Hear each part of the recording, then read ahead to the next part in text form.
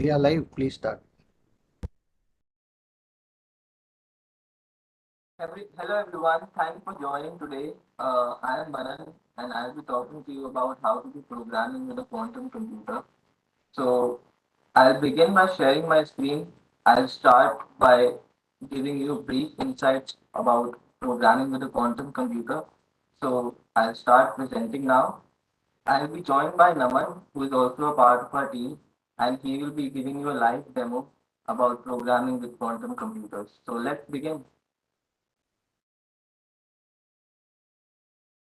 I'll just share my screen.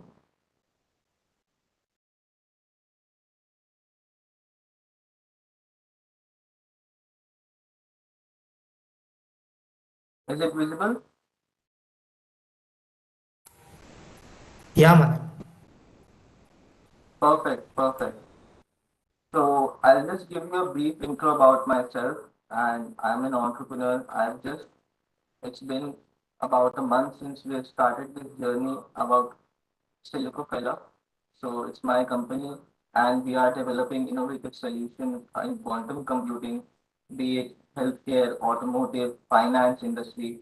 So as you all know that quantum computing is going to revolutionize the world very soon, and I have started out this journey where I'll be bringing the academia, the research institutes, all of the government together as the president of OneQuantum Bengaluru. So it's been a very amazing journey for now, and I'll also share my experiences with you all so you can connect with me on LinkedIn if you want. And without further delay, I'll be starting out. So firstly, I want to tell you all hello many worlds. So in quantum computing, it's not just hello world, it's hello many worlds because quantum computing is totally different to classical computing and they open up the possibilities to do computing in a totally different way as to what we are accustomed with classical computing. So what makes a quantum computer so powerful? What are the unique properties of a quantum computer and what makes them so special? All of this we'll be discussing now. So there are basically two concepts that we all need to understand first. One of them is quantum entanglement and one of them is quantum superposition. So we all know that classical computers have been working on bits which are either 1 or 0 at one particular time. But quantum computers operates on qubits which are 1 and 0 at the same time, which means that we can do much larger computation given the fact that they exist in the superposition of 0 and 1. So just think about how is that possible? This is where the quantum magic comes in, where a state can exist in one the bit can exist at one point in two states. So that is the key difference. And the other one is obviously entanglement, which means that we can entangle one qubit with another, even if it is a very far position. So these are the two properties that we all need to know before venturing out into quantum computing. So this is how a quantum computer exactly looks, and it's very costly. It's about $41 million. So these machines are very expensive and they are very new. They are different to what high performance computing is, and especially given the fact that they are very rare in the market right now. So that is why they are cost very highly. And the IBM has a 127 qubit quantum computer, which they have launched recently. So it means that now we are entering into the era of quantum computing, which is called the NISQ era, which is noisy intermediate scale quantum computers, which are from 0 to about 100 or more qubits.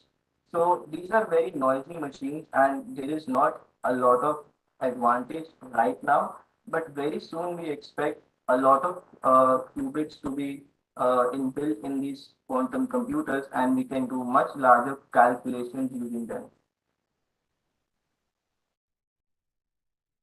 So this is basically the stack of a computer when someone runs an operation, it goes through a dilution refrigerator. So these computers are kept at very low temperatures. And then the whole chandelier, if you see on the right hand side, it goes to the quantum chip. So the only quantum element in a quantum computer is the quantum chip. And that quantum chip has qubits. So each qubit is basically an artificial atom.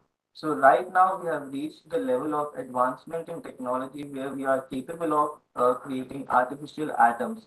And using these atoms, we can send microwave signals to them, and then we can create the quantum computer. And on the left hand side, you see the qubit. So that is the qubit that we are trying to manipulate using the microwaves. So this is exactly how the quantum chip looks. So if you see they are having the qubits. So I just wanted to give you a brief intro into quantum computing before we dive deeper into the quantum programming aspect. So this is exactly what a quantum chip looks like. As I said, it has readout resonators, it has the transmon qubit in it.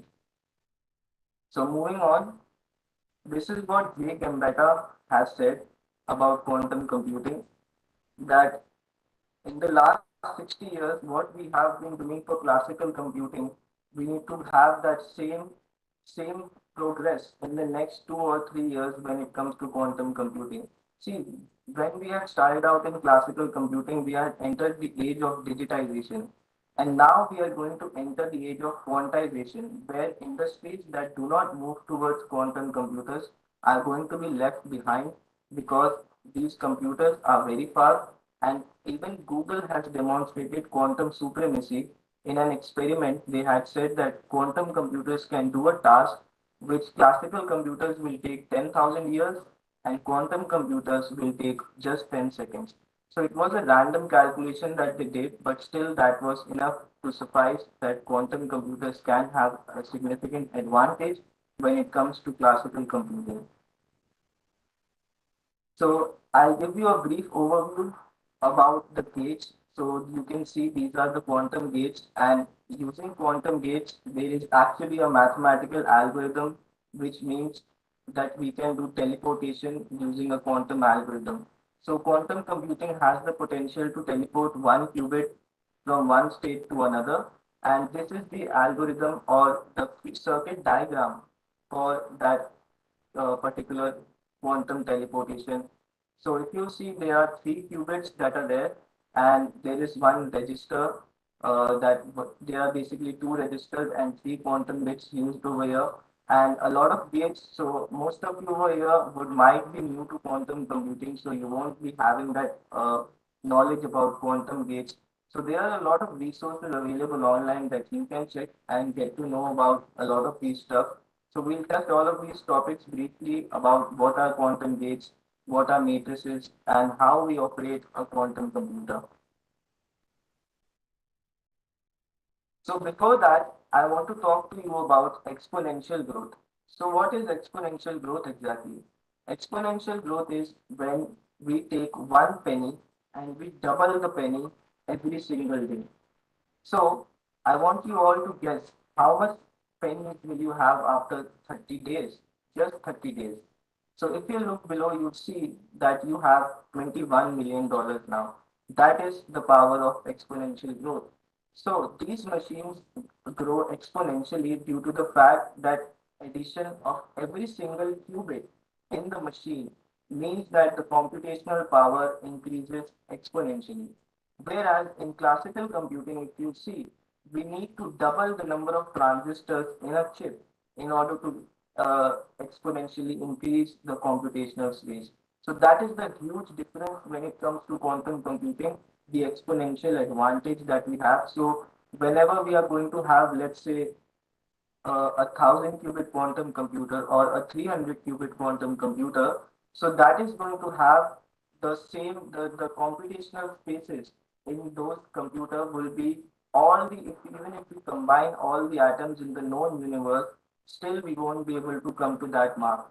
So that is what some class of problems can be solved using classical computers, but there exists a totally different class of problems that will be solved using a quantum computer.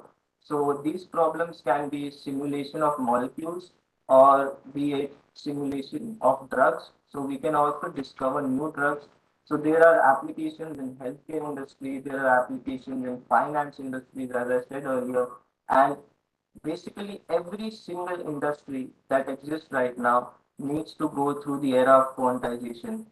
And how is that going to happen? It is going to happen with quantum programmers who are going to program quantum software. So the sooner everyone starts to learn quantum programming, the better it is for the whole quantum ecosystem to progress. So right now there is just about 127 qubits, as I said, and if we have, so suppose earlier we had a 80 qubit quantum computer, so that means even if we combine all the computers on Earth together, they will have still the less exponential space or complexity as compared to a quantum computer. So why should you begin your journey in quantum computing and start learning how to program a quantum computer? So the world's giants are already in the game. If we look at Microsoft are already on path to developing a topological quantum computer. Then IBM has significantly progressed in the field and they have come out with their own quantum computer. Google is heavily investing into quantum computing where they have come up with their own libraries and their own quantum computers. So the giants are already in the game and they are going to be recruiting people like quantum programmers very soon. So that is why you should start early into this field because there's also another thing that I'm going to discuss about, which is the first mover's advantage. So suppose I'll give you an example. If you're a car manufacturer and you have a access to a quantum computer, so you will be able to develop something unique, something that people with classical computers cannot basically do because they are limited to the classical resources.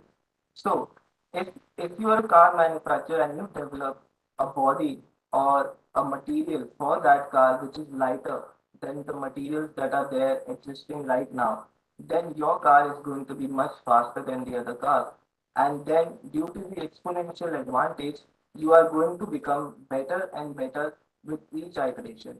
So that is where if you rely solely on classical computers, you won't be able to catch up. And people are investing into quantum computing so that they can develop these IPs and have an advantage or an edge over other companies that are solely relying on classical computers. So that is very real, the first mover's advantage, and it comes to programmers also. The programmers that are going to learn this very soon are going to get a huge amount of benefit because they are accustomed to quantum computing rather than the people who rely on classical computing. So just think about what is capable with a quantum computer.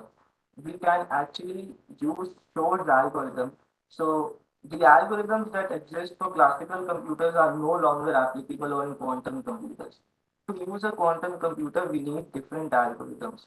Even the search algorithm that we were using earlier is totally different when it comes to a quantum computer. See, I'll give you an example.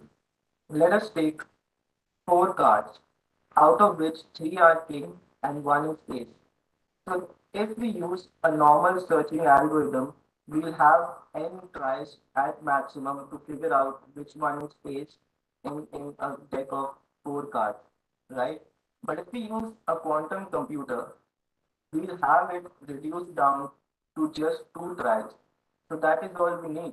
So if we have a classical computer, we'll have to basically go through one card at a time, and at maximum we'll have four tries, and at minimum we'll have one try. So on an average, we need two tries, right? I hope you're getting what I'm saying.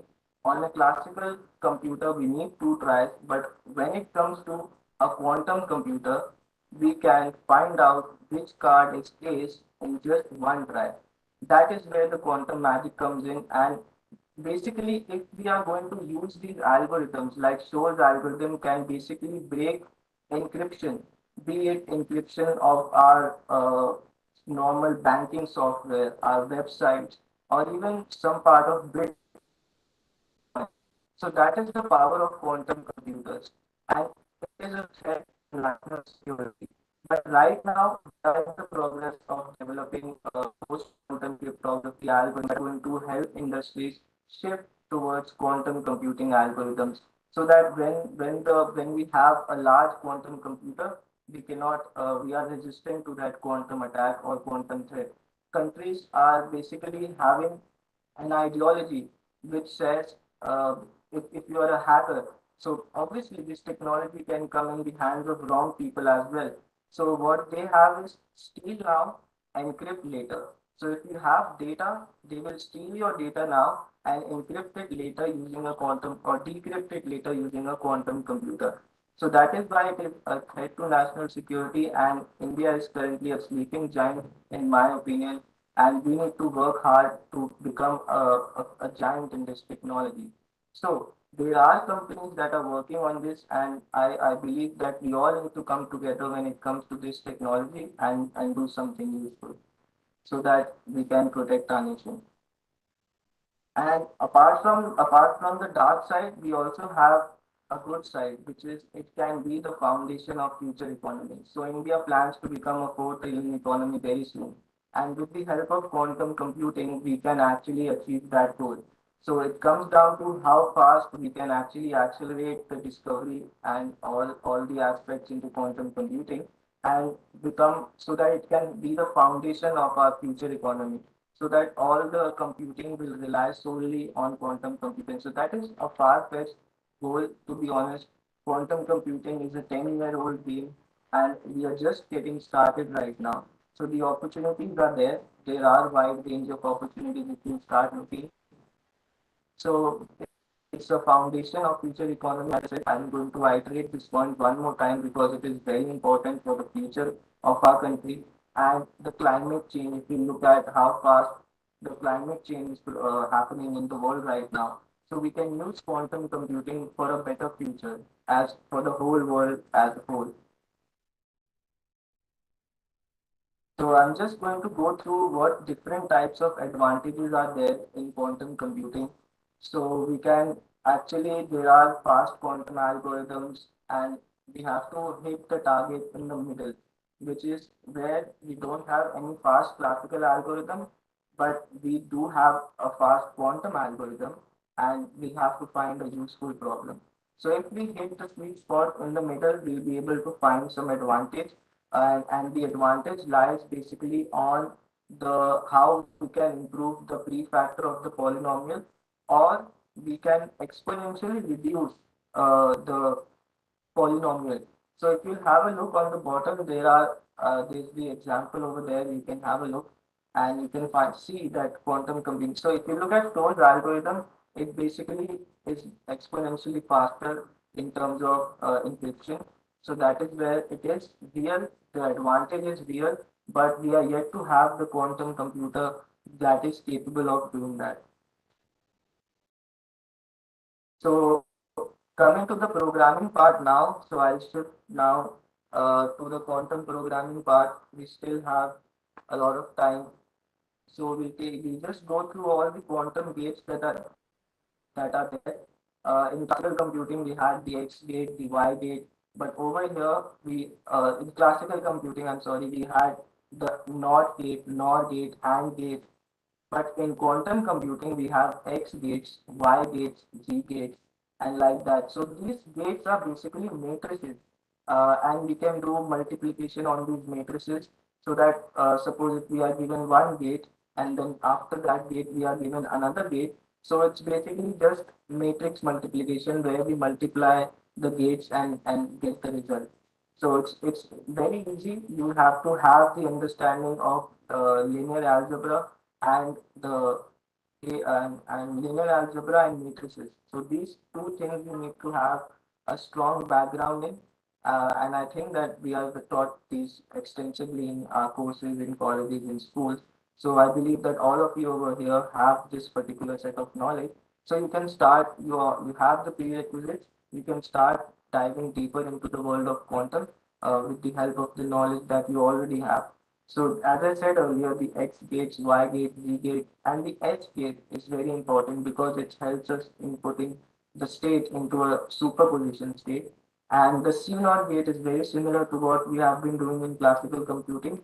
So it's just that we need a different mentality, a different ideology into start when we are start working in quantum computing. And it can be very difficult, especially if you're starting to do this all alone. In terms of it can take you a lot of time to learn the basic concepts. And there are not many institutions that extensively teach how to program. I can name a few that are doing it, but in terms of the country, we need to step up. We need to have courses implemented so that we can start learning how to program a quantum computer.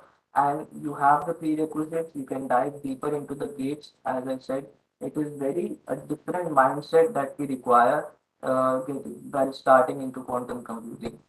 So I'll give you the basic languages that are there. There's Qiskit, then there is Circ by Google. So Circ is also a programming framework that is being used right now. Then we have D-Wave annealers that are doing it. Apart from DWave, we also have Rigetti. They have their own programming language. And then there's Pennyling, another programming language that is being developed by Xanadu. So just like that, there are different, whole different kind of programming languages that you can use to operate a quantum computer. So it depends on you which one do you prefer. So the most the programming language that is known to all, especially in quantum computing, is Qiskit. So Qiskit is Quantum Information and Science Development Kit, and using that also we can operate quantum computers. So we'll be having a demo, as I said earlier. So we'll be having that demo on Qiskit only. But right now, I'm going to take you through to how you can do programming with Search. I've told you about quantum gates. I've told you that they are basically the set of matrices that are there, and then we basically need to come up with a circuit that helps us build our quantum program. So building that circuit requires the knowledge of qubits, and so this is exactly what first it's basically a program to help you understand how we can use quantum computers to differentiate the classical algorithms and quantum algorithms. So over here, what we are doing is we are putting out random points on a graph and then finding a route in that graph. So it's a traveling salesman kind of a problem where we have a traveling salesman who is traveling from point A to point B, and then he has to return, complete the Hamiltonian cycle, and we have to do that in the shortest amount of time.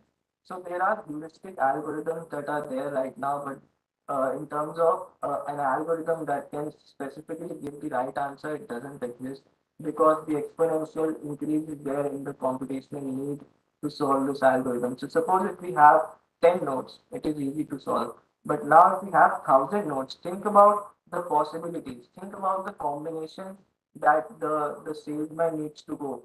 So if there's one city he needs to go, it is going to take and come back to the same city, traveling through thousands of cities. So which city should we go first, and then which city should we go next?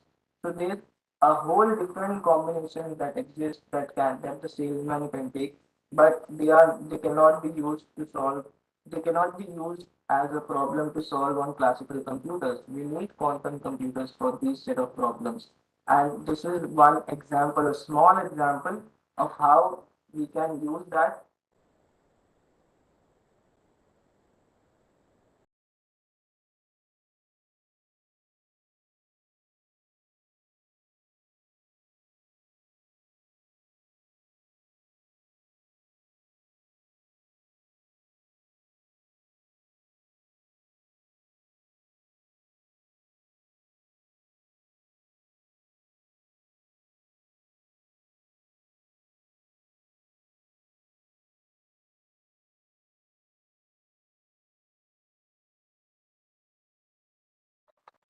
I hope you all can see me.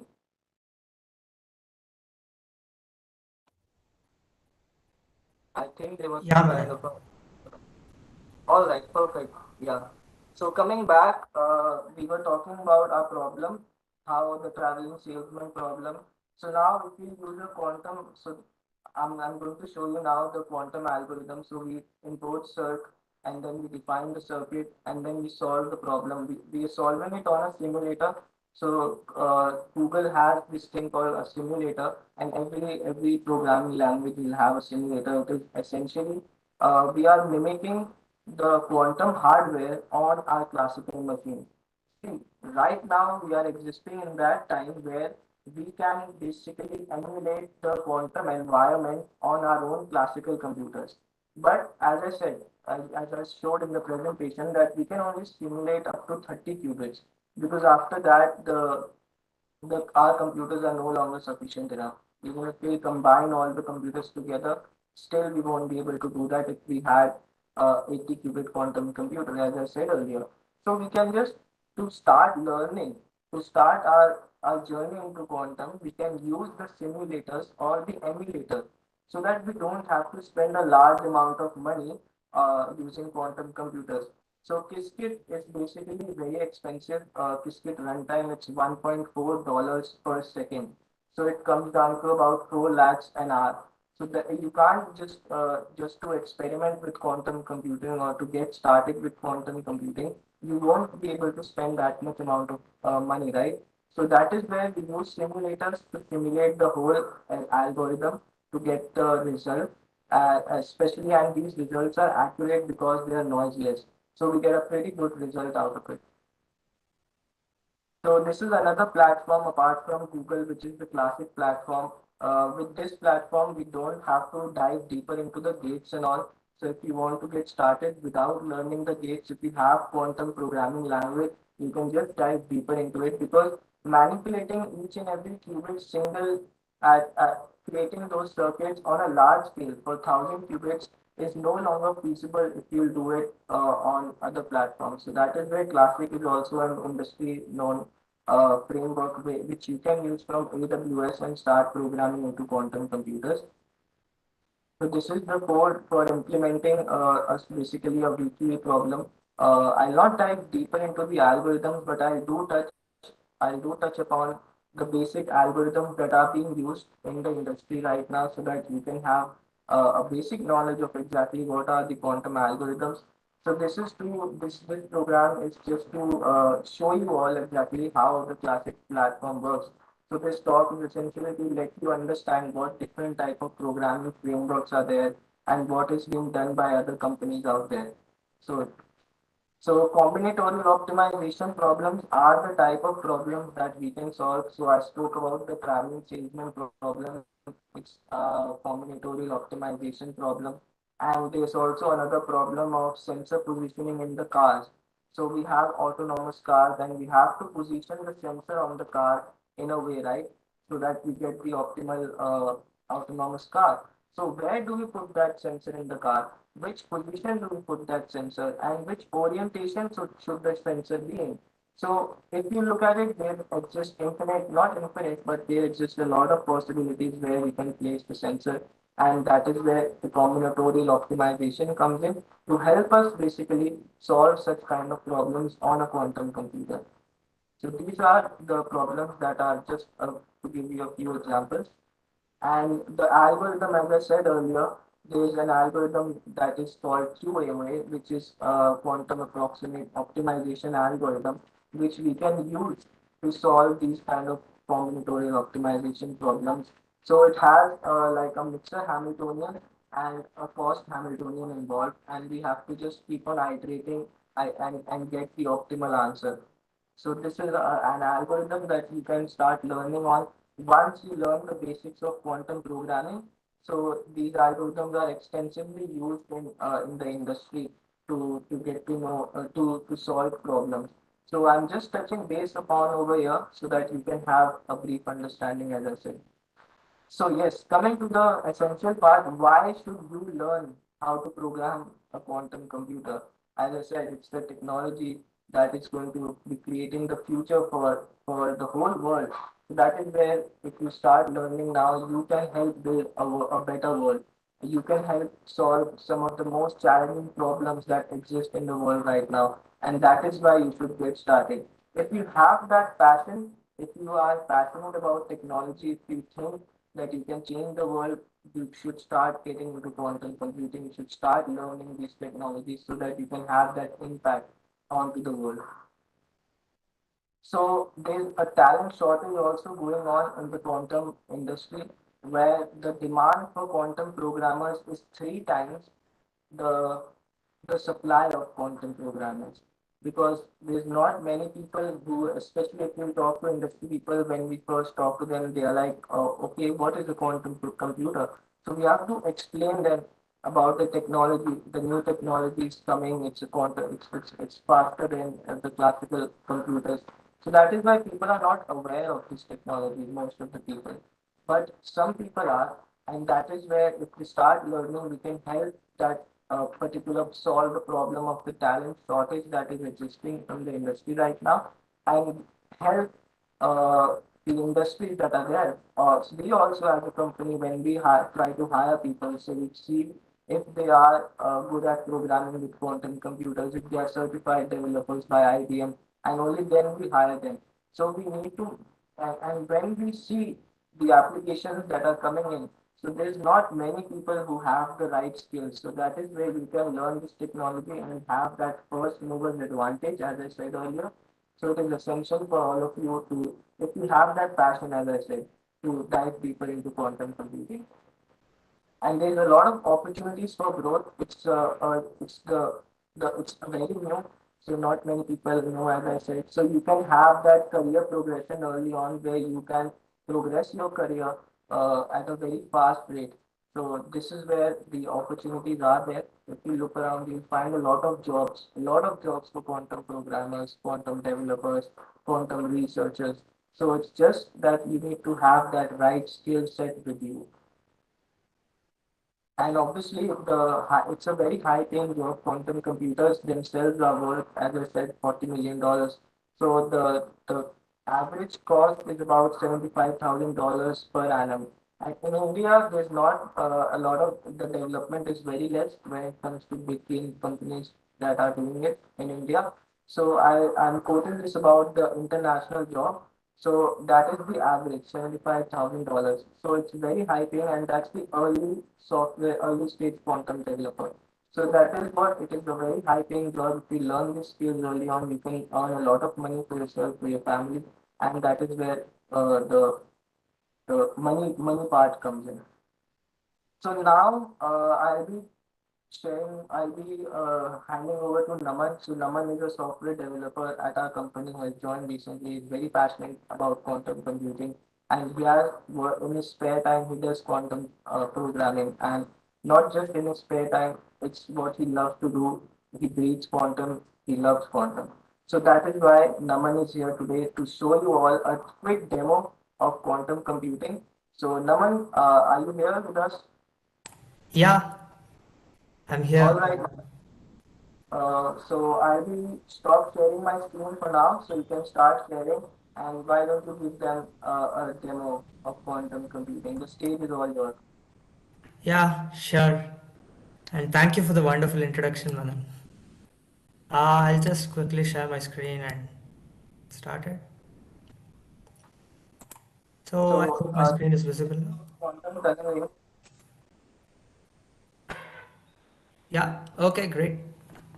So today we'd like to make a demo on quantum tunneling. Now this is not the kind of thing you would see uh, if you're just starting into quantum, because you would hear about Shor's algorithm, you would hear about Grover's search, quadratic speed up, exponential speed up.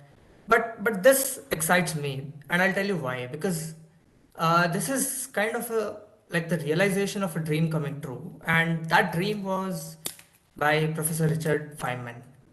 Now he proposed that we somehow harness quantum physics to build a powerful kind of computer that could simulate the quantum systems. Now that was around 50 years back, and today we are here sitting in front of our laptops at home doing this sort of thing. And this is really remarkable how the technology progresses and the kind of wonders we are capable of. So let's just quickly dive into this and see the results by sitting at our homes. So quantum tunneling is a phenomenon in which a wave function can propagate through the potential barrier, which is not possible classically. And that's what we'll do today. So this demonstration is based on the works of Narendra and others, and you can look up this. It's a wonderful paper. I enjoyed reading it. I'm sure you guys will do as well. And so today we'll be using a very simple algorithm, I would say, to do this. But there are, as Manan mentioned in his presentation, we have variational quantum icon solvers, variational algorithms, QA/OA, to do much more complicated, complex kind of things like estimating the ground state energy of molecules, predicting structures of drug molecules, and all that. So we'll be doing a simple demo today just to give you an idea of how it happens and what it actually looks like programming a quantum computer.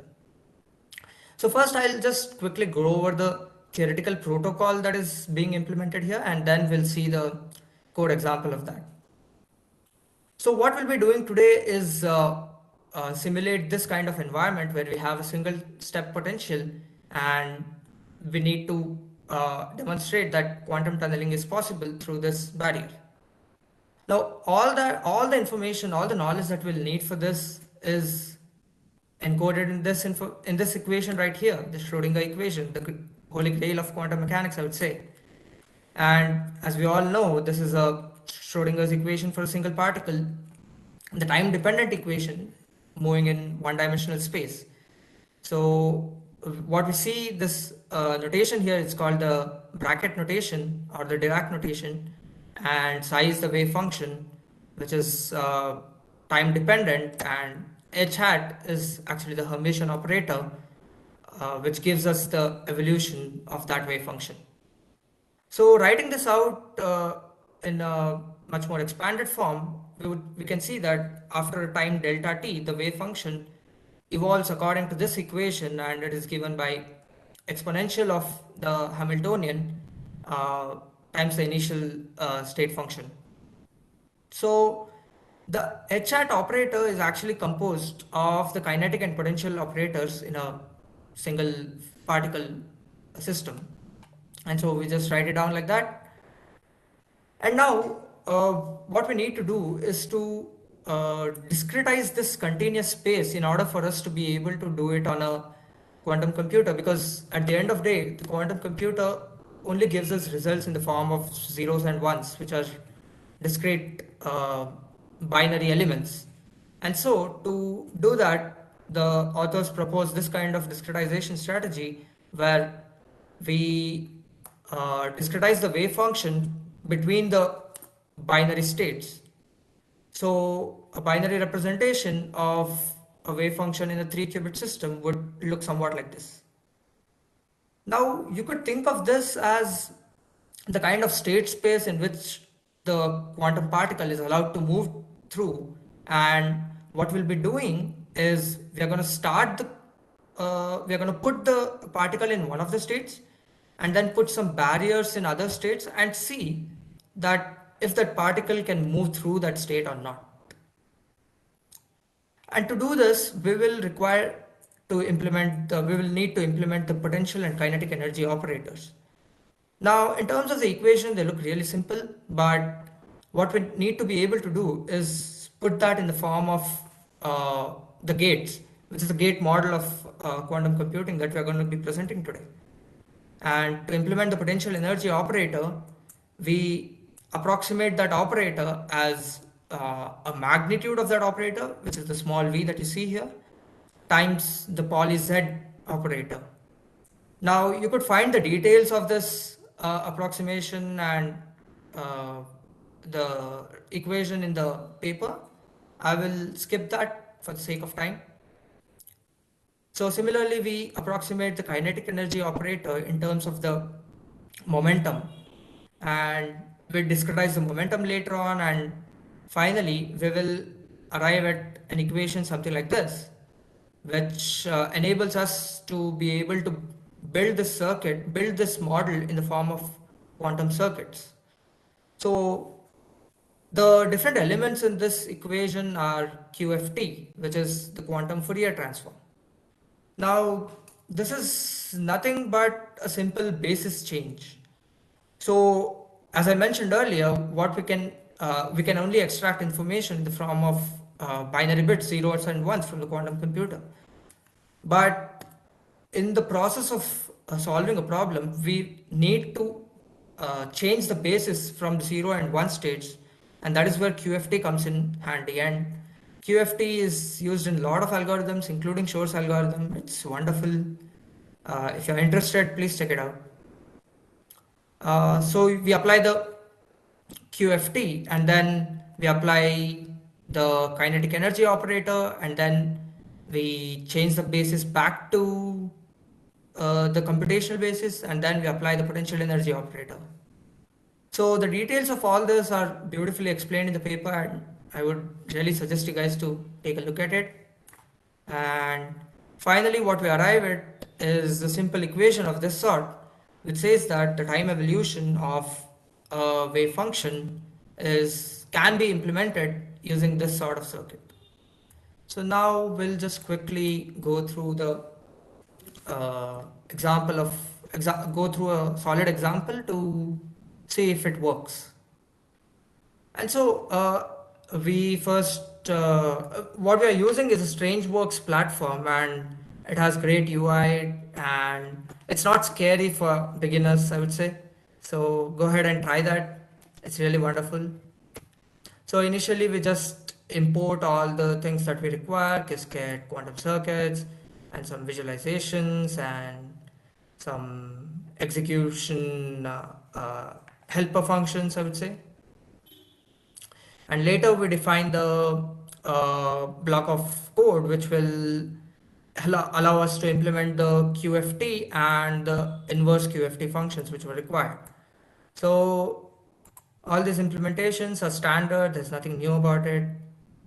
And now we just take a concrete problem in which we assume that the mass of the particle is 0.5 units and the magnitude of the potential barrier is 50 units. And what we do here is to simulate that in a to evolve that circuit with time, we basically implement it in terms of multiple steps, and each step sort of runs for like 0.1 time units. And now let's build the quantum circuit. So to build a quantum circuit, there are three essential parts, I would say. The first part is the state preparation, the second part is time evolution, and the third part is measurement. So state preparation, what it basically means is that you start clean. You wipe off your slate and you begin everything at a simple state which you can easily manipulate and work with. So you start with the 000 state, which is pretty simple. You apply reset operations, you clear your quantum registers and get this state. And then what we'll essentially be doing now is that we put that particle in the state 0, 1. The reasons for this, I'll just explain it in a moment. So we move the particle from the 0, 0 state to 0, 1 state. And now what we need to do is time evolution. And to do that, we apply a series of potential and kinetic energy operators, as simple as that. So to apply the potential energy operator, we use the RZ gate, which means a rotation about the z-axis of the Bloch sphere. And this basically puts a potential barrier for the states 0, 0 and 1, 0. So you can imagine this to be a particle at 0, 1 state, and on its left and right side, if I may, you can imagine that there are potential barriers of magnitude 50 on the state 0, 0 and 1, 0. And then we just do a bunch of operations using quantum Fourier transforms and inverses, and then apply this kinetic energy operator. And finally, what we do is perform measurement. So this entire potential and kinetic energy operators are applied for 4 times for each of, let's say, 0.1 time units. Now all these values that you see here, pi square by 8, pi square by 4 and all that, they are results of us specifying a concrete problem instance and some basic calculations, and I would again suggest you go back to that paper and dig in for yourself because it's really wonderful. And finally, we perform the measurement to be able to get that result in the form of good old binary strings. And now to simulate this circuit, we are demonstrating it on the COSM simulator, which is basically a classical simulator capable of mimicking a quantum computer. And we are doing it for 1024 times. And let's just see, we have everything ready. Let's just see, I hope I get the right result. Okay, it's running, still running. All right, okay, we have the circuit right here, and there you have it. What this essentially means is that this is a probability distribution of the different states that measurement gave us. So out of the 1024 times that we performed this experiment, 46 times we resulted in the 0 0 state, because quantum is probabilistic, and the 0 1 state resulted in 267 times, 1 0 state resulted only 9 times, and the 1 1 state resulted 702 times. So what we see here is basically we started in the 0 1 state, and somehow we got to the 1 1 state in spite of us having a potential barrier at 1 0 state. Isn't that amazing? How you could see for yourself that the quantum tunneling phenomenon just by sitting at your home in front of your laptops.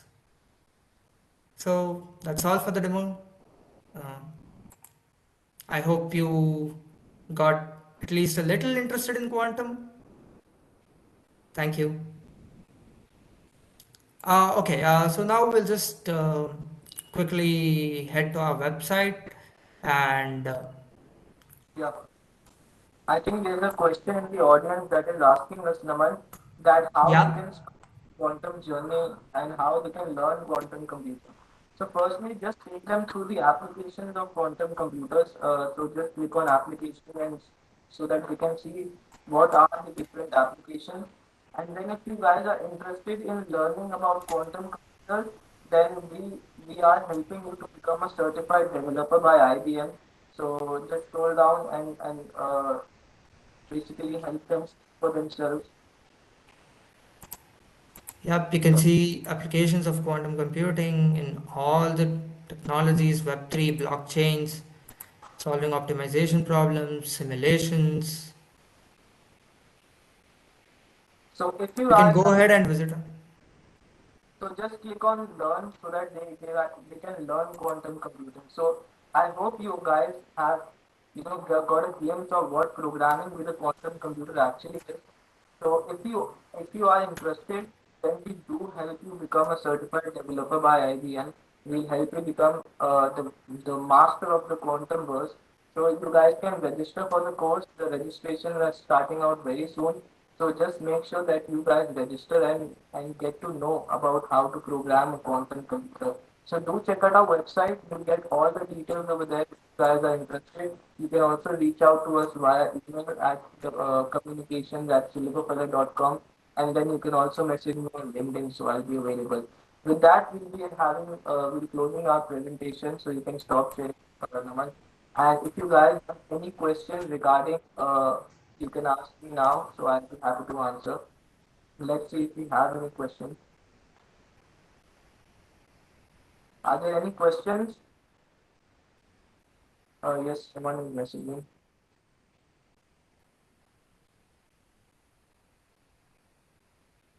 I think on the YouTube channel, I'm not able to see it. Can anyone let me, if they have any questions on YouTube?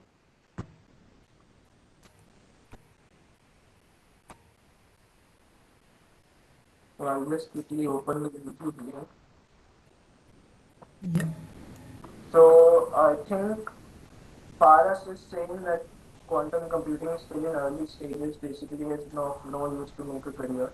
I think that it is in early stages. That's correct, but you can make a career out of it if you see there are thousands of jobs available right now. So you can also apply if you have the right skill set. So then we have how the from Sudarshan we have how the quantum computing course can be adopted from India. So just check out the website Sudarshan, and then all the there are also a lot of resources available for free. You can check out on YouTube if you are interested. But we are obviously giving out live lessons to everyone so they can learn from mentors and Qiskit advocates that are out there. So if you want to learn quantum computing, we are here to teach you. We are here to address the shortage, and then we will make sure that you get hired in our company. So that is where it's a long journey. As I said, and if you start early, it is going to benefit. Can NCA lead to quantum computing and addition of quantum physics and quantum programming learning in NPTEL? So that is something you have to ask from the NPTEL team. The team is here. If they are willing to answer, they can answer. But still, they have their own quantum computing courses. So you can check them out. It's very amazing. The learner explain everything in detail. So you can check it out. What level of coding should we have to learn quantum computing? See, as I said, you should have the knowledge of matrices and linear algebra. Apart from the coding side, you need to know Python. So that's all. Once you know Python and the basic prerequisites, then you can start diving deeper into Qiskit and all the programming language that are out there. So the whole journey, if you start alone, it take you about 6 months or 1 year as well. So you can start alone or you can learn with your peers. You can learn in a fun and interactive environment. So being a 12th grade student, how can a person learn quantum computing? See, I think you are at the perfect stage right now to get going in quantum computing. Just find some courses you can study. Just go to the IBM summer school. That is something you can attend. And basically, the people that are in their early stages of their career, they can make a good career out of themselves for themselves in quantum computing.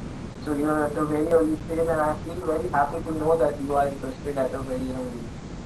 Are there placements after MTech in quantum computation versus the average salary? So yes, there are courses in India that are there. You can check them out online. There's ISC is doing it. IITs are also now coming into it. So you can check them out. You can do that course, and then you can apply for jobs at IBM, Google, or startups around the world.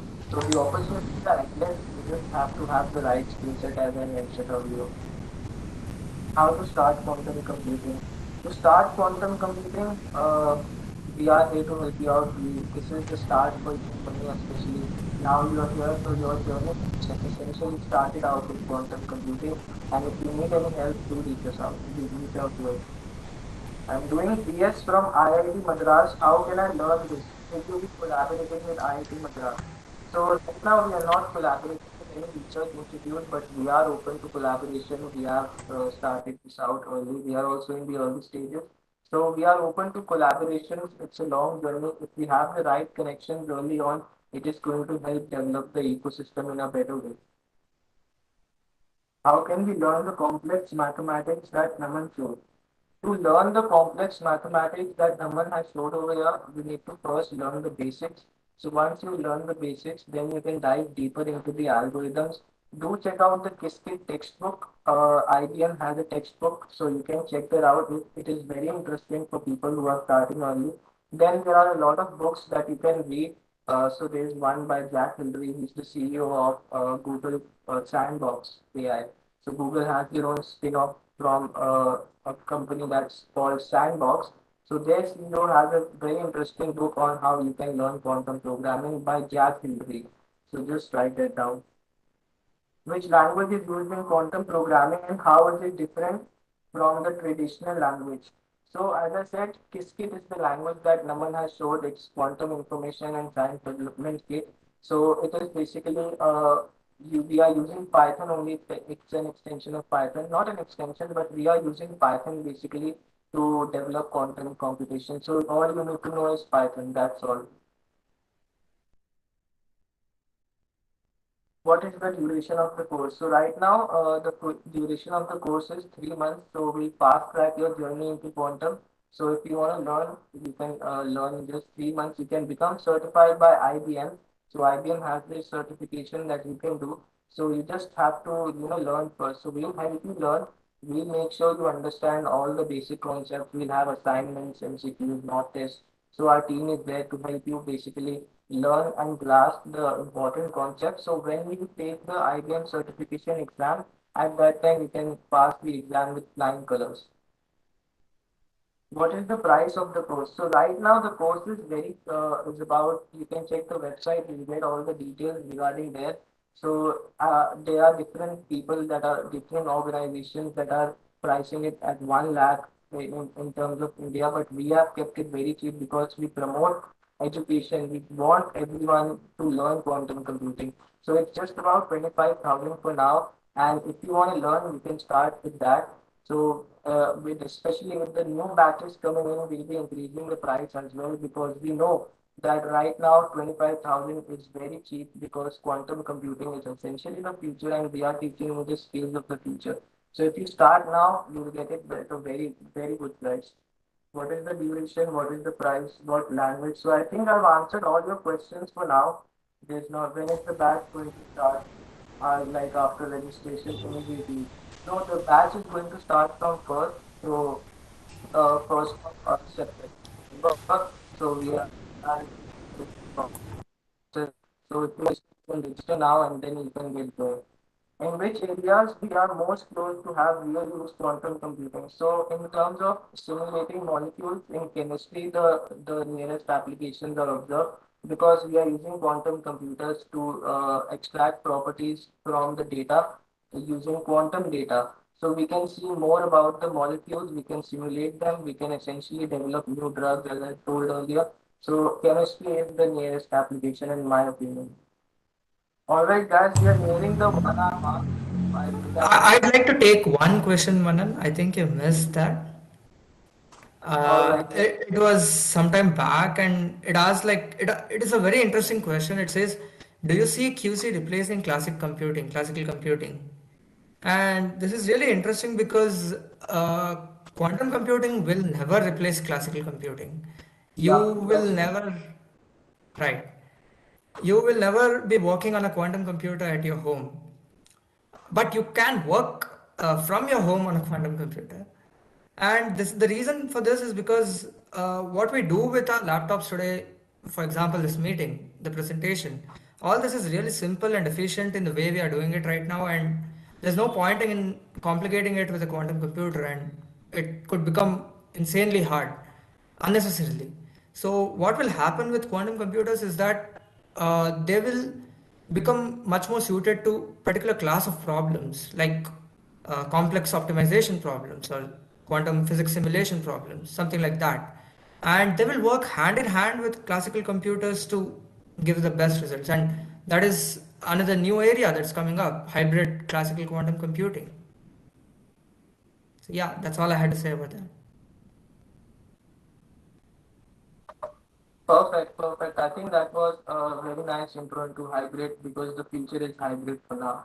So thank you everyone who had joined today. And I also want to thank IIT Madras BSc degree program for giving us the opportunity to present today. So it was a wonderful session. I enjoyed answering all your questions. If you have more questions, do reach us out at any time. All right.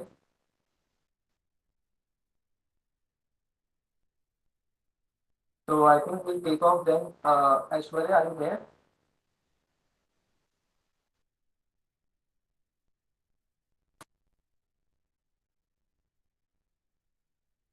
All right, Naman, let's take off for now. I think we've reached the hour mark, so the link will be getting closed. Thank you all once again. See you soon. Bye bye. Bye bye.